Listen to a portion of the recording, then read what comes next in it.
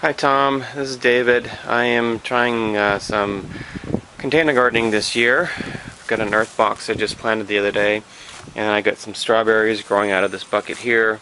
Got a watering system underneath, so it's all self-watering.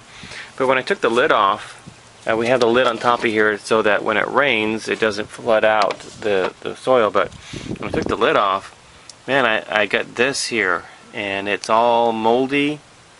And there's little tiny white, looks like spiders crawling around inside of there.